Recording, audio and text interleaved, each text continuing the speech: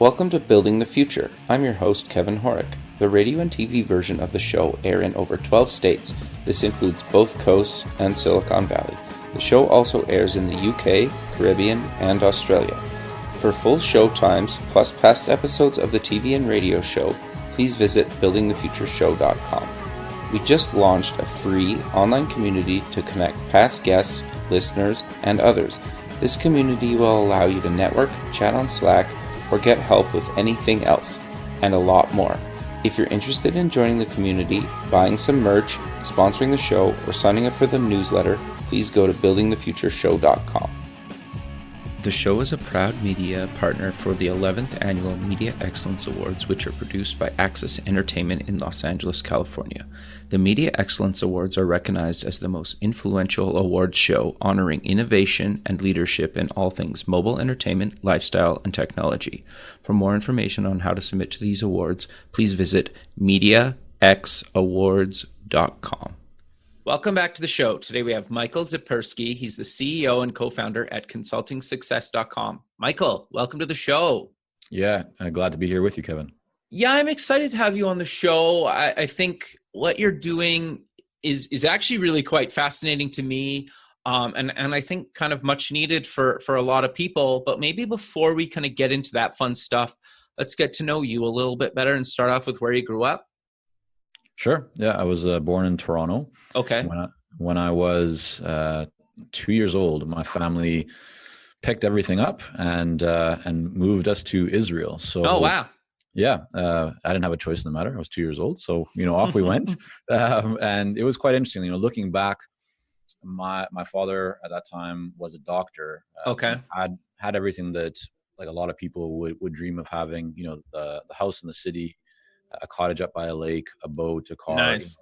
He'd gone from nothing. My grandparents, my grandfather was in the butcher business. My other grandfather passed away before I was born, so I didn't have a chance to know him. But my family, my parents came from very humble beginnings. My father worked very hard to kind of establish himself, and people thought he was crazy for leaving this private practice and work at a hospital to pretty much go live on a kibbutz. And for anyone that's not familiar with what that is, a kibbutz is almost like a socialist type of community where people settle on this land and you work together as a community. So my father worked part-time in a hospital, but he also worked part-time in the banana fields and milking cows. And wow. It was a really interesting environment. Kibbutzim or kibbutz have changed a lot in Israel now. But for me, growing up in that environment where you could just run around, it felt very safe and just a lot of fun, lots of nature. And so I took a lot of memories from that. I think it shaped, who I am today, because I have a real love and appreciation and fascination with all different cultures and religions and languages and people. And that certainly played a big role. So when I was about 6.5, we moved back to North America to Vancouver. Okay. And here I was, didn't speak English at that time. Interesting. Didn't really know anyone. And so I was like this outsider trying to kind of figure my way out. And again, that played a big role in my life, I think, in terms of facing challenges and overcoming them. I grew up with sports being my life. I played everything from basketball and baseball to soccer to rugby and track and field. I was very competitive in all those, made the all-star team in quite a few of them, ended up very competitive in track and field in high school. One guy I could never beat. His name was Dylan Armstrong.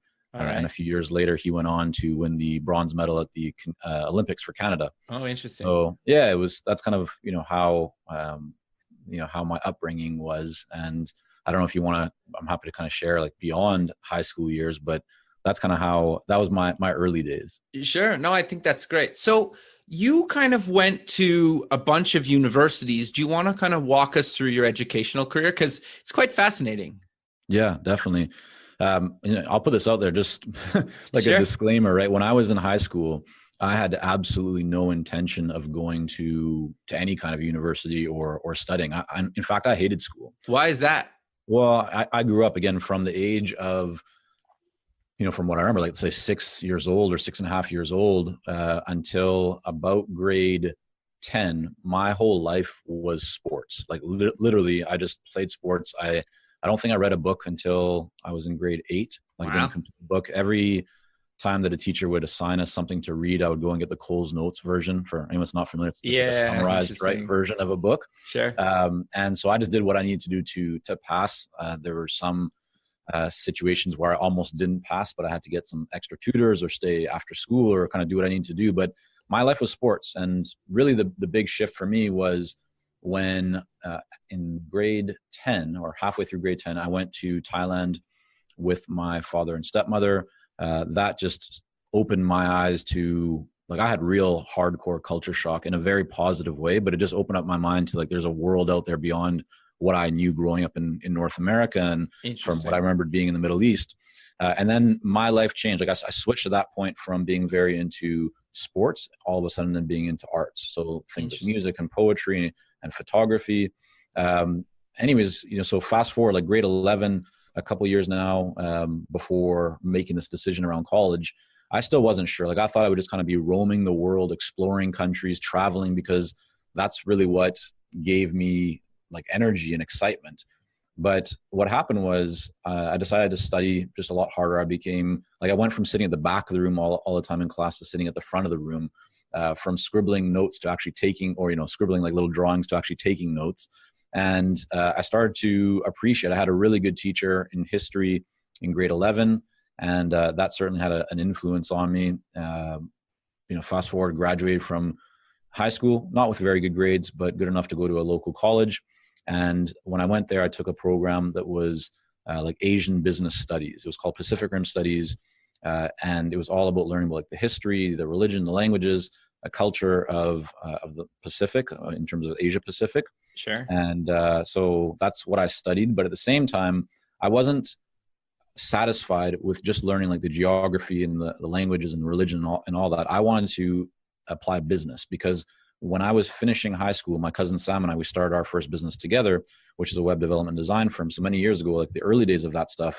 And just, maybe I wanted to make money. Like, I don't know what it was. I've always worked hard and had side jobs. Even when I was in high school and even in elementary school, I worked in my stepfather's electronics shop. And so I pretty much went to the head of the department for our program. And I said, listen, I want to take business courses. Like, I don't want to just take what's in this program. And no one had ever said that to them before. And they were like, no, you can't do that. And I said, no, like here's why I want to do this. And so it said, well, listen, if you go off, make a case for really why this is important to you and come back, and we'll consider it. And so long story short, they actually changed the program for me. I had one other friend, Josh, who kind of piggybacked on that experience. And so we ended up taking like international law courses and marketing courses. We changed the kind of trajectory of that program. So that was my background of really mixing in Asia and business. So I did it was a 2-year program at this college in Pacific Rim Business Studies was kind of what the diploma was. And then at that point, I decided to get a degree. And so I went into, it's called the University of British Columbia, UBC. And as a 3rd-year student, I actually applied for a year abroad. So I was like an international student, but I went to Japan because I actually had been to Japan before that. I was dating a Japanese lady who now is actually my wife. Okay. So, That's great, man. Yeah, many years later. But what was interesting is, I went over to Japan. I spent about 3 months there. I got actually a scholarship, worked really hard at college to be able to get money to go over there. Did a whole bunch of random jobs to make enough money to go traveling. Everything from working in a warehouse, moving boxes, even though I had an allergy to dust at that time, and laying sods, like big, heavy rolls of grass, getting all muddy, just like hustling to do whatever needs to happen, to make money. But anyway, so I went as a 3rd-year student to Japan, and I studied at a Japanese university for my 3rd year. And then I came back, I completed my 4th year. But what's interesting is, so I have a diploma from Langara College, which is a 2-year program. I have a certificate from Kansei Gakuin Daigaku, which is the university in Japan in Hyogo, so near Osaka. And then I have a 4-year degree from UBC, but I only actually went there for 1 year. Interesting. So yeah, I have a lot of paper. Sure. But that whole time, I just wanted to be getting back to Japan and doing business, because when I was in Japan as an exchange student, what I was actually doing was taking the business that Sam and I had started, and actually we had started by that point a second company, and I was doing projects in Japan with Japanese organizations, helping them with their marketing and with their branding and with their English language communication. So even though I went back to UBC to finish my degree, I was really questioning that. In fact, I was thinking maybe I shouldn't go, because on the business side, things were really picking up. I was like, maybe I don't need my degree. I can just, like forego it. But I asked my parents, said, what do you suggest? They said, you know what, at that time, and I think it was great advice. They said, just go, you can finish, you can always go back. So that's what I did. I went for 1 year, completed my degree, got right back on a plane, went over to Japan, and ended up spending about 5-6 years there building our business. Very cool. Interesting. So walk me through a little bit of your the rest of your company career history up until what you're doing now, because you've founded or co-founded a bunch of companies. You had a company that actually got acquired. So walk us through that journey, maybe some career highlights along the way, and then we'll get into what you're doing now. Sure. So the Fingertip Media was our first company. That was a web development and design business that we started when I was just leaving high school. We did that for a few years. Then we opened up a company called Kankei Culture, which was a design and branding consultancy. And this is the one that when I was over in Japan, essentially opened up the branch office there once I finished university, and had the real honor and pleasure of working with some very large organizations like Panasonic, Dow Jones Japan, Financial Times of Japan, Sumitomo, helping them again with their branding, with their marketing and communication strategy for English-speaking countries. And then when I came back to North America, back to Vancouver, I started another business, which was a lead generation consultancy for professional service firms. So I worked a lot with law firms, insurance, investment, and other consulting firms, helping them to generate more leads. The first two companies Sam and I did together. This third company I started myself and ran that for many years and built that business. Along that time though, or around that time I should say, I was really having this feeling inside that I wanted to create a business that would really be location independent. I could work from anywhere as long as I had internet and a phone. And there was two main reasons for that, Kevin. The first was that I loved traveling and cultures and people. And so I wanted to be able to continue to do that. The second is that around that time, my fiance, soon to be wife, she's from Japan, and I'm a very big family person. My family, we get together a lot. We're very close. And so it was important to me that we would be able to spend a lot of time in Japan. And so now we've done that. We spend about 3 months every year there.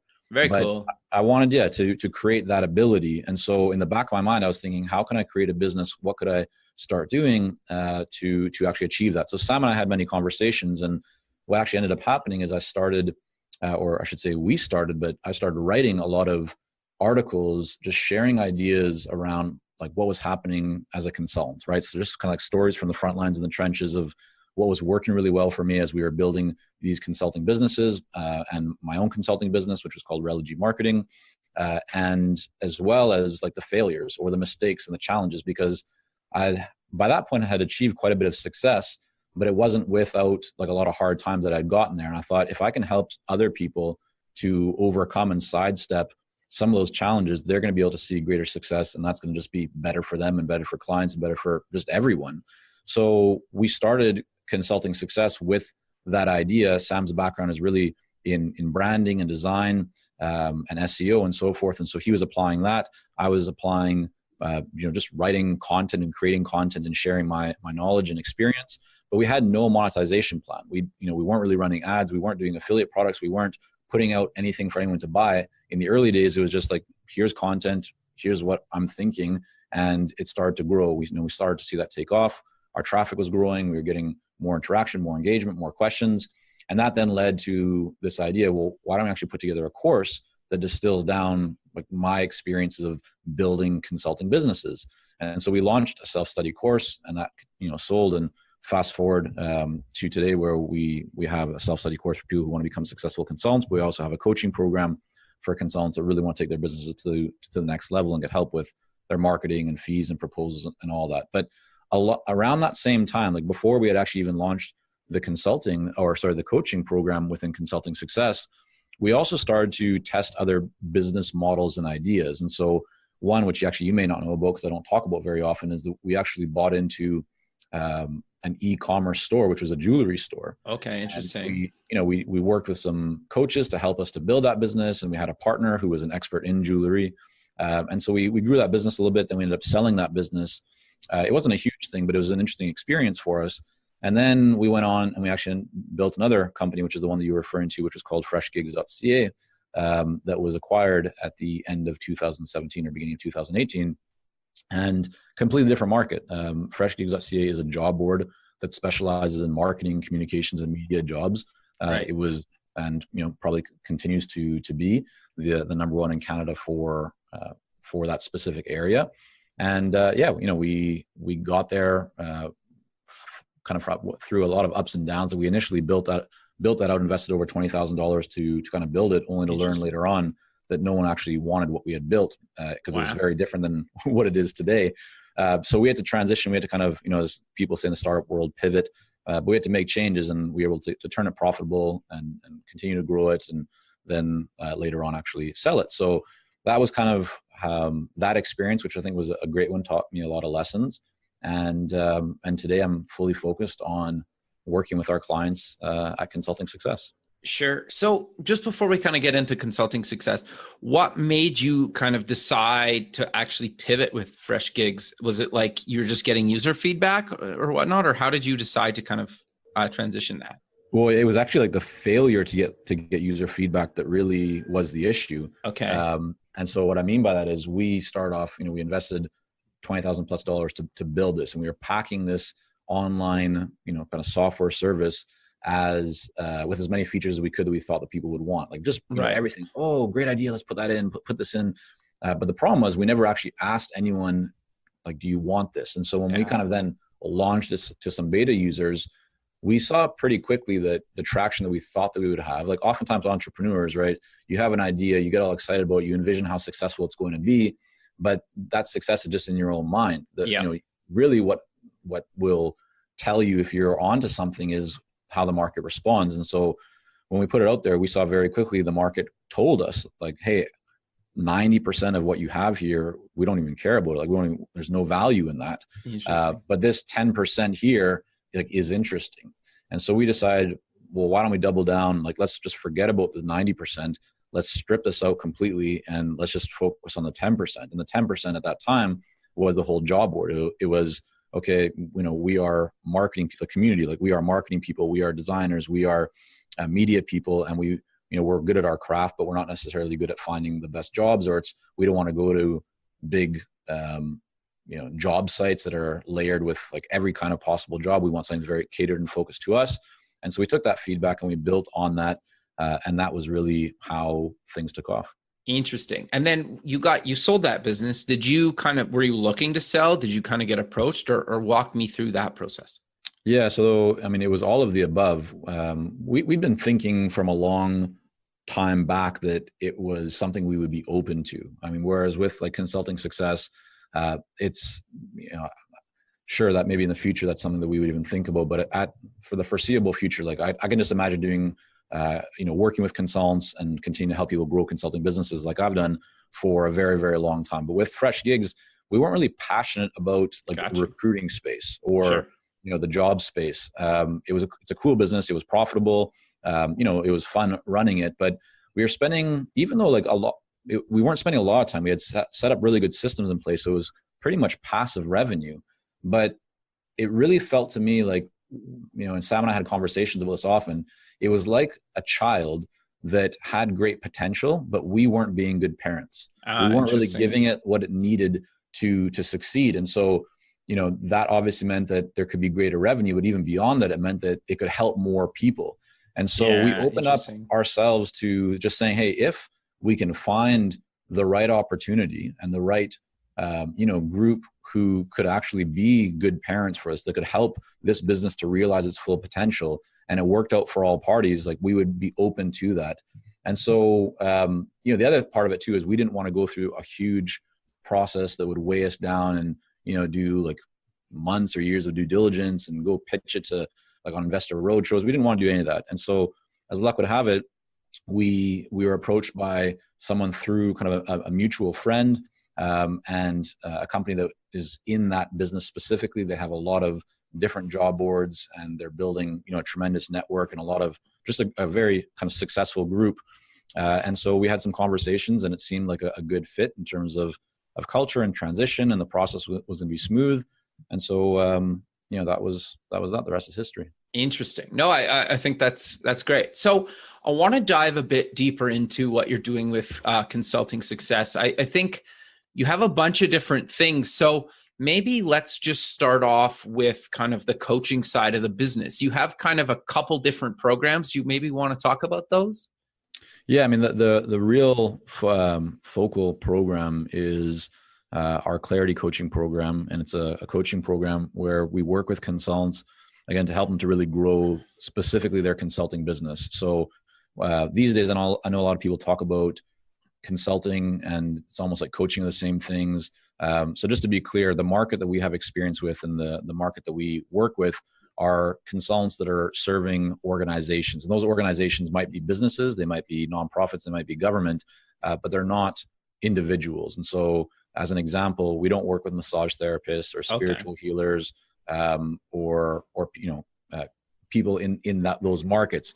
But if you are serving a business or an organization, whether it's small, like let's say a well-funded startup, or a Fortune 500 or 100 organization, we have a lot of experience helping people. In fact, we've helped over 300 consultants add 6 and 7 figures to their annual revenue. So we have a coaching program that supports them, in terms of how to get their marketing in place, get greater clarity around who their ideal client is, their messaging, so they can really get the attention and interest of their ideal clients.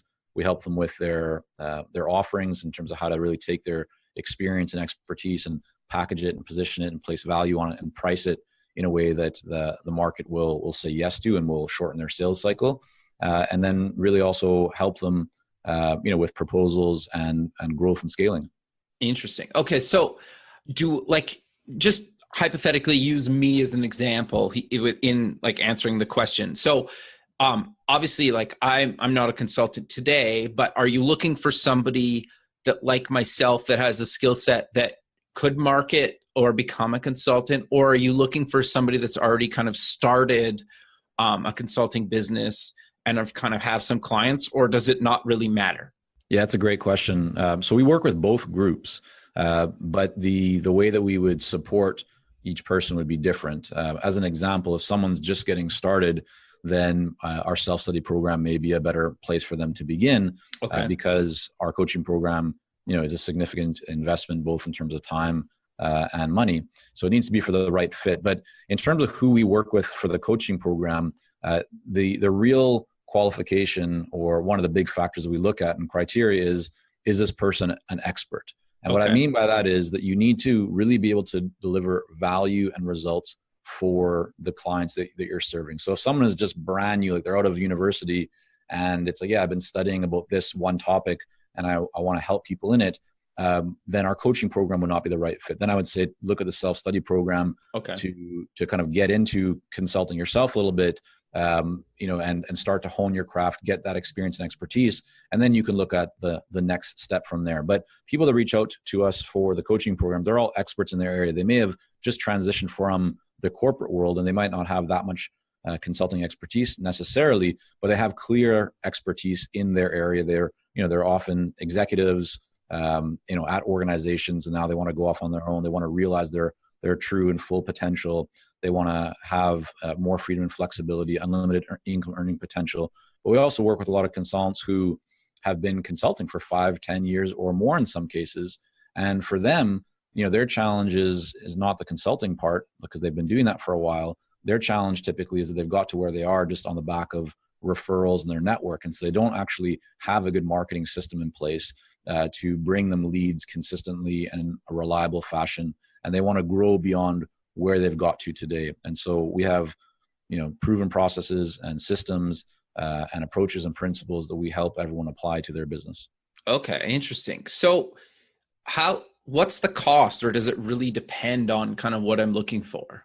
Yeah, it'll certainly depend. I mean, we have programs that are, like a few $100s. Sure. We have some that are, that are 5-figure investments. So it depends on what someone is looking for and what stage they're at. And what we aim to do with everything is to ensure that people have a positive return on investment, and that they are going to achieve their real goals and real progress. Sure. So you mentioned the course. What exactly is the course about, and what do I kind of learn in that?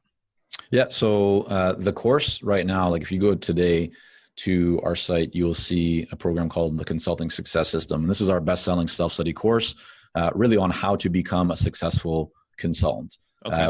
Right now, like after you and I probably get off here, Kevin, I'm going to be going back into the recording studio because we are recording and putting together an updated version of that program. So the old one will be phased out. There'll be a completely new program. And that's all really about helping people to start, run, and grow a successful consulting business. But it's really focused, the self-study program is really focused on people who want to, get their first 6 figures in consulting.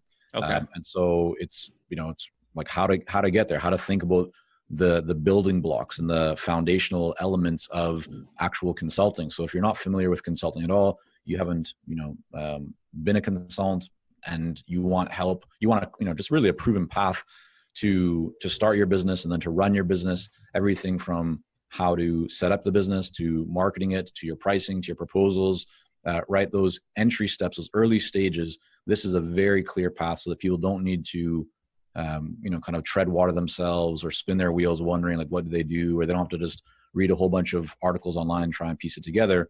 We've organized it, packaged it, provided templates and scripts and so forth to help people so they can just apply it right away. Interesting. Okay. So at what point though, should I be looking to potentially take the course? Like, I know you kind of mentioned if you're new to it, but should I come in, or like should I have a specific background, or is there not really any kind of prerequisites? Yeah. I mean, so for the self-study program, there's no prerequisite because it's, a course you enroll into. Okay. And so it's very different. Like with the coaching program, we have, we get a lot of applications for that. It's very high demand. We turn away the vast majority of people that reach out because we really want to make sure that it needs to be a good fit, and it needs to be a good fit in 2 ways. I mean, one, we need to feel good about the people coming into it. Like we want to work with these people from a cultural perspective, and just like, we're going to enjoy working together. But also what's really important is that we need to feel that we can actually help you to make real progress. And if we can't, then we want to just, guide you in a different direction, because our reputation is obviously on the line. Sure. And it's important that we only work with people who, we really know that we can help. But in the self-study programming, that's like at your own pace, right? You kind of go through as much as you want. So the real suggestion that I would have for you or for anyone thinking about like, should I invest in whether it's ours or any other person's program in whatever area, you want to improve in, it's just how committed are you to doing this? Because I think there's a lot of people who take programs but actually never do anything with them. Sure. Or it's like you buy a book and maybe you read the first page and it goes on your bookshelf and you never take it off again. So my encouragement to everyone is whatever area of your life or business you want to improve, the first thing is just to really ask yourself, how committed are you to seeing change? Are you willing to put in the work and to apply it? Because if you just read things, if you just study but you don't actually apply, you're never going to get the results that you actually want and desire. So if there is commitment, then I'd say that's a great time to educate yourself and to work with a coach or a mentor or go to an event or whatever it might be, but have that level of commitment decided up front. Sure. No, that makes sense. So is the course or the coaching programs worthwhile if I'm looking to maybe just be a consultant part-time? So the self-study program, yes, 100%. And in fact, we worked with a lot of consultants who have done that, have been working full time and they want to just kind of get the consulting thing going on the side. And we've also helped many people in our coaching program transition from working full time to actually going out and becoming a full-time consultant. So yeah, there's no right or wrong. There's no one model, but again, in terms of if someone's going to get really great value from the experience, then if they want to just, kind of like add a little part-time or dip their toes into the water as they're running their full-time business or as they're, working as an employee, then in most cases, the self-study program is going to be a better fit for them. Sure. So you guys also wrote an international best-selling book called The Elite Consulting Mind. How is it similar and different to kind of the other two, the course and the and coaching? Well, I mean, a book is a book, right? So Sure. the course is a program. There's there's videos, there's templates, there's scripts. It's in a lot more detail, right? Sure. So think about like thousands of the equivalent of like thousands of pages of content as opposed to a book, which is going to be a couple hundred, or I think it was somewhere around that 250, something like that in terms of pages. Sure. But that's also, the topic is very different, right? And of course, coaching is a whole different thing, because coaching, you get live feedback, you have the opportunity to ask questions and get answers specifically from myself and my team, and you're surrounded also with a community of other people who are going through the program as well. So it's a very different type of mindset that you're looking for when you go coaching, as opposed to self-study. But in terms of the book, I wrote The Elite Consulting Mind because what I've seen and observed over the years, I've been building consulting businesses now for almost 19 years, and both in my own companies as well as in the companies of our clients, I started to really notice, Kevin, that there were common challenges, common kind of roadblocks that people would hit. And they're always related to their mindset. It's very rare that someone isn't successful just because they don't know how to do something. It's most often, even though they know like what to do, they're not doing it. Okay. And so what I wanted to explore in that book was, why is that the case? And so I share stories, again, both from my own business experience and building consulting businesses, as well as those of our clients, of the most common roadblocks, the most common mindset issues that consultants face, and then how to overcome them. Interesting. Because what I really, again, see, it's kind of like back to the story I was sharing with you that I felt with our other business that we sold. People have amazing potential. And especially if you really are an expert, I mean, you have so much potential to help others in the market and to make an impact. But if you are, confronting these different mindset challenges, whether it's around your fees, or it's around your marketing, or it's around, setting up meetings, or whatever it might be, right? Those are challenges. And if you're not taking steps to overcome them, then you're never going to realize your full potential. And so I wrote that book really because I'm passionate about helping people to realize their potential, to get beyond from where they are, to that next place. And so, yeah, that was the book. We put it out last year, and it's sold very well. Oh, that's great. So you guys also do a podcast. What exactly did you guys cover in the podcast? Yeah, so the Consulting Success Podcast is all about interviews. Well, it's mainly interviews of successful consultants. So I interview each week a different consultant. Sometimes I do what I call solo cast. So it's just myself talking about, a topic that I think is timely or important for people to hear about. But the vast majority, I'd say 90% of the Consulting Success Podcast are interviews with other successful consultants, all different industries all around the world. No, I think that's really great. So I'm curious then, for people that are maybe looking to get into consulting, or they're kind of looking to grow, what advice do you kind of give them, other than maybe like working with you guys directly, either through the book or the course or the coaching? But what advice do you kind of give people looking to maybe get started or kind of grow their business or their consulting business?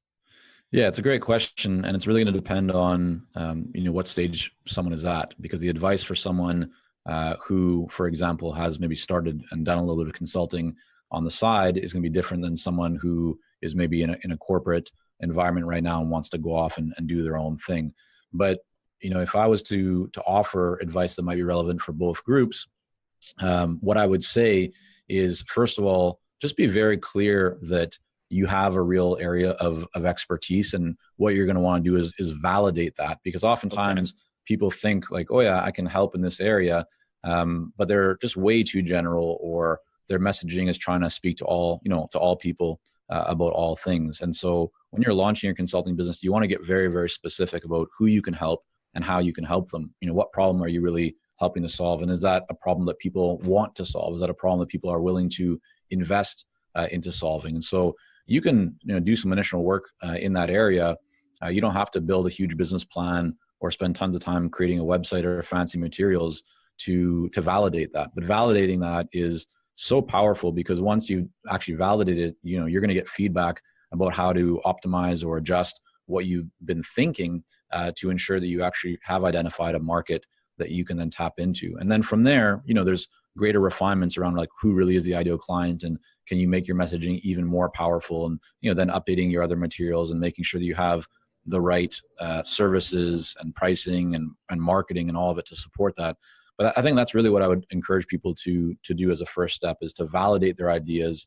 And again, like imperfect action. You don't need to create a lot of materials before you go out into the market. You want to have conversations with people as quickly as possible. And so that could be everyone from thought leaders to going to events, to speaking to people, to reaching out to other authors, or even just approaching prospective clients and having conversations with them about what they're dealing with right now to figure out how you can best help. Interesting. So how would I know if I'm ready to actually become a consultant? Well, yeah, that's a great question. That's a question that I ask a lot of people on the Consulting Success podcast. And what I would say is that it's something that you will know. If you don't yet know that, then you're probably not ready to become a consultant, because one of the greatest factors in the success of a consultant and of anyone in business is, again, how committed are you? Like, are you just interested, or are you committed? Interested means that you just want to collect information, think about things, plan stuff, but committed really means that you're going to take action on it and you're going to follow through, and that you understand that you're going to hit challenges along the way. But regardless of that, it's all part of the journey, and you're going to push through it because you really do want to realize your full potential. So, if someone's saying to themselves like, yeah, consulting might be a nice idea, maybe I want to kind of get into it, then they're not yet committed. They're interested, and that's fine. It's not a bad thing. It's just where they are. But the moment that you say to yourself, you know what, this is something that I do want to do. I've been thinking about it for a while, or it just really speaks to me, and I've thought about it. I want to make it happen, or I'm already a consultant. I want to take things to that next level. Once you truly make that decision and you make that commitment, and then you honor that commitment for yourself, for your family, for your loved ones, for your community, then it's going to stick with you, and you're going to be able to see much greater success than you would otherwise if you were just kind of interested and want to dip your toe in the water. Sure. No, I that's interesting. So I'm curious though. Obviously, you've been building these kind of businesses for a long time, and you've worked with tons of people building these consulting businesses. Is there kind of any things that I should kind of expect that are kind of maybe positive and negative things that, or maybe myths that people kind of expect all the time that you'd maybe like to talk a little bit about? Because I think sometimes everybody thinks that they're going to be a consultant, and in a few months they're going to be making six figures or more. And just like, is there any advice you'd kind of give people that are kind of maybe set the kind of, or take away the kind of myth around everything that's been going on that you've at least seen? Yeah, I mean, there's certainly a lot of hype in the marketplace, which is unfortunate because it does set a lot of, expectations that really aren't too realistic. But that being said, like, we've seen many clients who have been able to achieve six figures in sometimes weeks, but that's not the normal, and people need to understand that like, I get, we all live in a society these days where it's like instant gratification, right? Yeah. We pull out our phones, like we can access a world of knowledge in an instant. And so people do often think, and especially because they'll see something on YouTube or read an article and they'll hear about someone's great success, and they'll think, well, yeah, I can replicate that if I do the same thing. Well, yeah, maybe you can, but just because someone else has done it in a week doesn't mean that you can do it in a week. It might take you 6 months. So again, this is why I'm such a big believer in the idea of being committed to something, because even if it takes you longer than you initially expected, you're going to stick with it.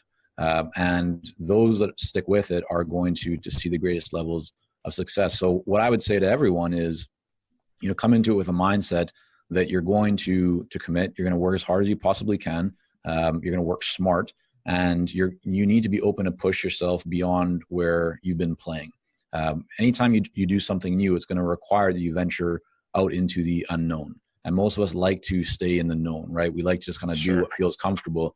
And this is why so many people, this is one of the things that I talk about in the Elite Consulting Mind, like this idea of people who feel like they're productive, but if you actually really look at what you're doing on a daily basis, you're actually not spending your time on the most important areas that are going to have a real impact. As an example, people often will play with their website or update a business plan or create materials or a presentation, or spend time like reading more or thinking more about what they should be doing. But the problem is they're not doing anything that's actually helping them to move their business forward. And so that requires you to often, get out of the building, not necessarily physically out of the building, but you need to engage with prospects. You need to have conversations. And for a lot of people, that is hard to do. That is scary to do. But the more that you do of that, the more comfortable it becomes. And the more that you do of that, the more feedback you can then take and implement to refine your business and your messaging and everything else that you're working on. And that's going to create a lot more progress and momentum and success as a result of that. So, have a long-term mindset in everything that you do. Recognize that, yes, you might be able to achieve great results, but like most things in business, there's ups and downs, there's challenges. What really separates people who are successful from those who struggle is that the person who's successful just understands that there's uncertainty as part of business. And that you just need to be willing to work through that. And you get up faster, each time that you encounter a challenge. But you will always encounter challenges, and that just means that you're pushing yourself into new territory, and new territory is where extraordinary things happen. If you're happy just with the status quo, then stay where you are. But if you want to actually achieve greater growth and results, then you need to be prepared to work hard at it and to do things that you haven't done before. Sure. No, that's interesting. So walk me through a little bit of, or I guess maybe correct me if I'm wrong. Like if I meet, I don't know, like I get introduced through a mutual friend or somebody I've known a long time. It's like, you know what, you should meet this person for coffee, and you guys go for coffee and you chat for an hour about whatever. Is a lot of it just potentially getting your first few clients, just figuring out what that potential person is maybe needing help with, or why that person connected you with them? And then you could say, tell me about something you've struggled with, or how can I help you? And then maybe that leads to kind of a first initial partnership, or maybe not partnership's the wrong word, or like you kind of try each other out a little bit and say, you know what, like I'll help you write a business plan or proposal or something kind of small. Like, is that a kind of good way to kind of get your maybe consulting business off the ground, or help get new clients without kind of being like full on, like kind of constantly selling yourself as a consultant? Yeah. I mean, it's a very common way to start building a consulting business. Most people will leave, the corporate world and transition to consulting, and their first few clients will either come from their previous employer, or it will come from their network and connections, right? If you're leaving your job, send out an email to everyone that you know. And even actually, if you're an existing consultant and you just want to get more business, you don't always need to find new clients. Like there might be just business around you, like your past clients, in your network. So by letting people know, hey, here's what I'm doing, or I'm launching this, or I'm doing that, that right there can create interest.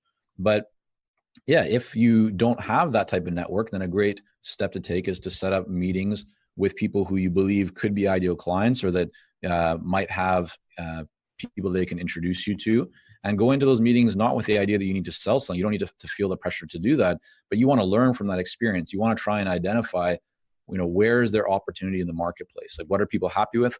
What would they like that they currently don't have? What do they dislike?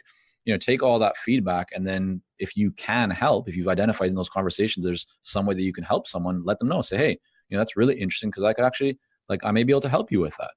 And they'll tell you, well, okay, what do you mean? And then you can explain, well, actually, for the last 10 years, I've been working in this exact area. I've worked on 3 projects that include this, this, and this. Here's what, here are the results of what we did. And I think it sounds like exactly what you're describing that you're looking for. Is that correct? And they'll say, yeah, if that's kind of how it goes. And that right there can lead into an opportunity. The big thing is a lot of people don't do that, right? They sit back, they spend time creating things, right? They're building, but they're not getting out of the building.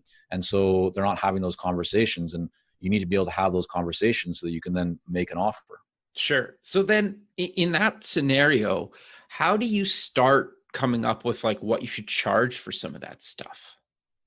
So, a great starting point for a lot of people, and I shouldn't say great, but a place where a lot of people start is just with hourly fees. Okay. And hourly fees are fine. I'm not a big fan of them because, one, they're just there's no alignment between the buyer and the consultant. Right. Right. The client wants you to work less. You want to work more to make more money.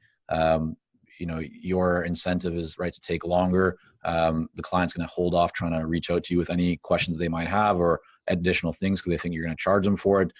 And you hit an income ceiling, right? You cap yourself based on the number of hours that you have. But as a starting point for people, it's fine. Like there's nothing wrong with that experience or just figuring out, listen, I think it's going to take me this amount of time to do this project.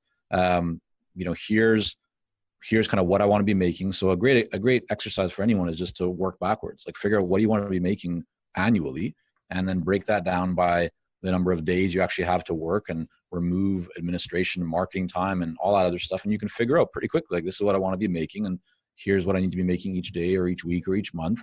And then apply that to a project. It's always a good idea to add on a little bit more because it might take you more time, right? So give yourself a little bit of a cushion there. But really, Kevin, like at the beginning, it's not about making money for the first, couple of clients. Like it's great to make money, but the bigger value, it comes from the experience. So if you're just getting started as a consultant, discounting your fees or even doing a project pro bono just to get that experience is totally fine. In fact, it can be very, very helpful. It's not something that you want to do long term, right? But just to get your foot in the door and to get that experience and that track record and that case study that you can then leverage and use in your marketing and to go to other clients like that can be very powerful. Once you've done that, then where you want to go is you want to look at a better pricing model, a pricing model that has a lot more leverage and scale and that can be significantly more profitable. And there's many different ones. So it depends, whether you're looking at retainers, whether you're looking at performance deals, or you're looking at ROI and value focused pricing, where you really hone in on what is the value for the buyer, and then base your fees on kind of a percentage of that to give them a very positive return on investment. Sure. So have you, in your experience, seen where, say, I do a pro bono case or work for you, for example, and then just to start off, and then, eventually, like you mentioned, I want to make some money. How do I transition from actually like doing free work for like a client, like say hypothetically yourself, to actually getting you to eventually pay me to continue working together? Or am I kind of just out of luck? I need to go find, another kind of client. No, so here's the key thing, right? In all work and everything that you do, you need to do a good job. Right? Most employers, most clients, they're always looking for experts and for help. And it's still rare to find someone who just delivers consistently. So if you're delivering consistently and that client is happy with that situation, they're probably going to want to keep you around. And so your goal is to plant the seeds throughout that project about other things you could be doing and make it very clear from the beginning. This is just, set the expectation. Like this is the one project we're doing together, pro bono or a discounted fee, right? But going forward, it'll be different.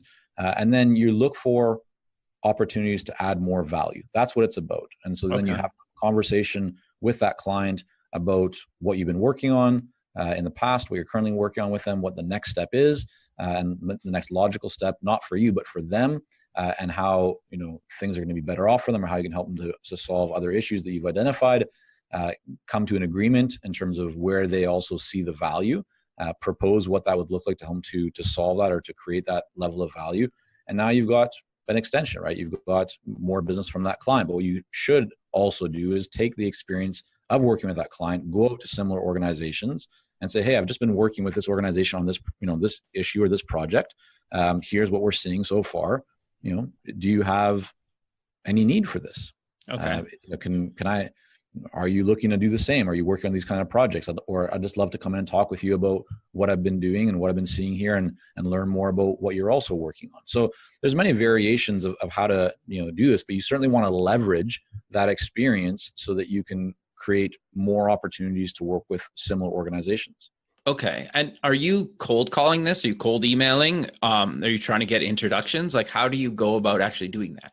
Yeah. So there's different, think about like a bullseye, right? There's rings. Always start with the path of least resistance. And so that is your network. That is leveraging referrals and introductions. It's always better to go warm, right, than to go cold. But it doesn't mean that you just stop at that first kind of ring of, of warmth. You want to go beyond that. And so you might begin by doing referrals and introductions, but then next after that, you'll connect with someone on LinkedIn. You'll send them an email or some content that would be valuable to them. You follow up with a phone call, right? Then you nurture.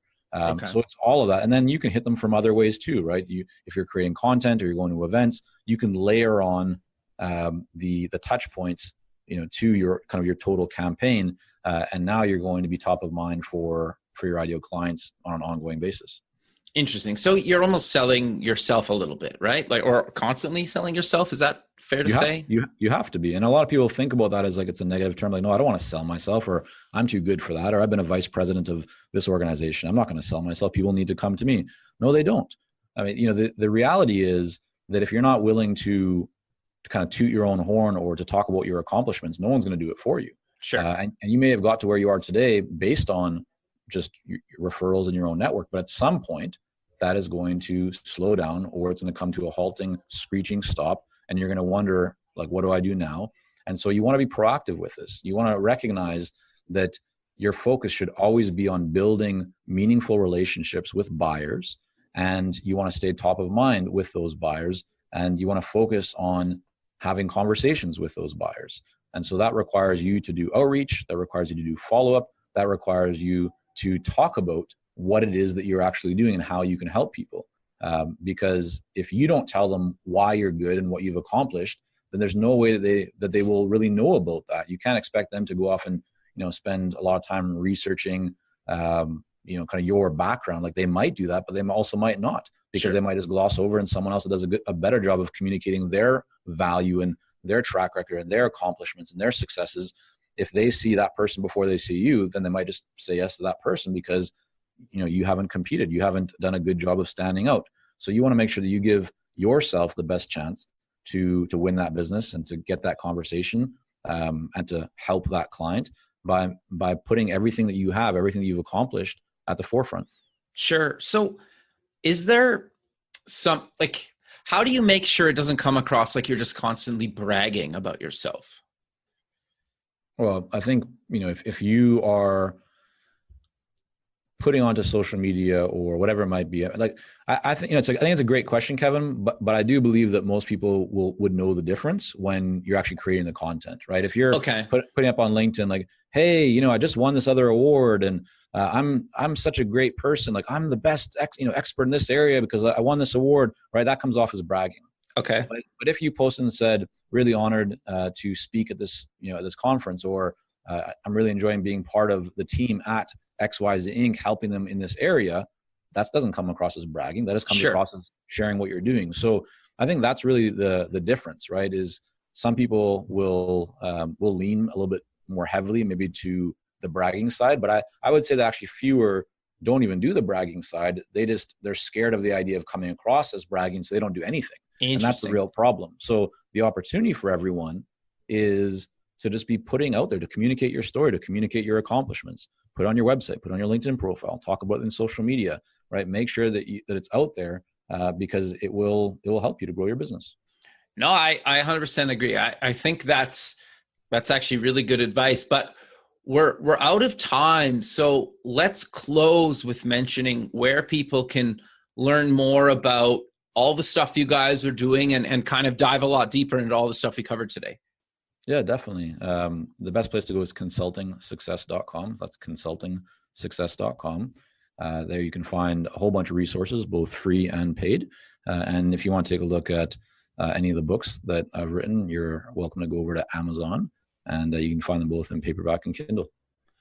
Perfect, Michael. Well, I really appreciate you taking the time out of your day to be on the show, and I look forward to keeping in touch with you, and have a good rest of your day, man. Yeah, thanks so much, Kevin. Thanks. Okay, bye.